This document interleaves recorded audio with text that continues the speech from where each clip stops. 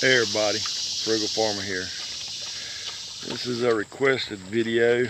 I did a hog raising 101 and there were still some thoughts on that. I just watched a video of Chili expat.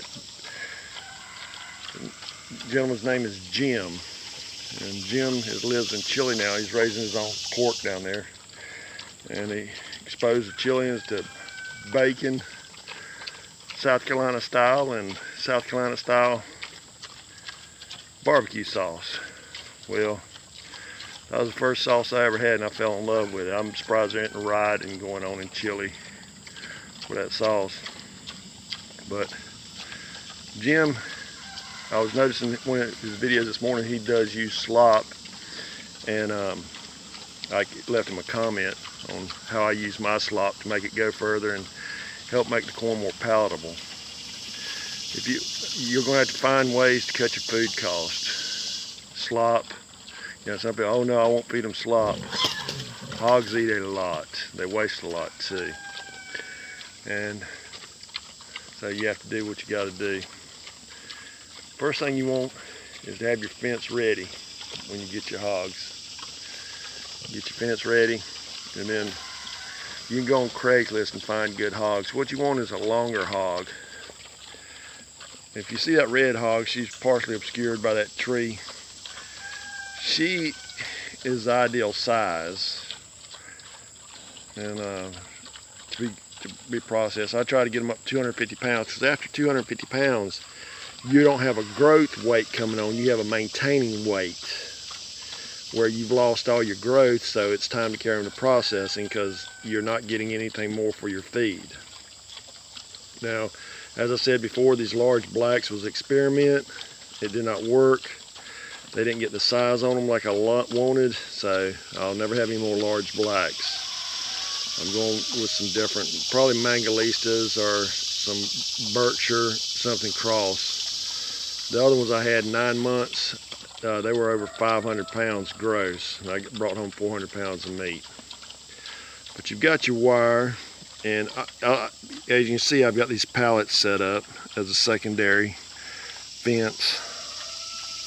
And they're water barrels over on the side, and not because I meant to do it, but when it rains, it fills up that water barrel. And also I've got a hose running to it. When I'm turning my hose on to water my chickens, I can switch the main flow off and just have it running into that barrel. A lot of times I'll sit over there and just, if I'm doing something, I'll cut it on. But I never leave the area before I cut the water off. I'm bad about that. I'll leave an area and, oops, I forgot to cut the water off. And I don't like wasting water, as you well know. But when pigs are little, you have to have a shelter. I've got some tin over. These are larger, and they were moved over here from another area, and they can get out of the rain as they need to. And you can see they've got plenty of mud in here to get into. Hogs love to wallow in mud.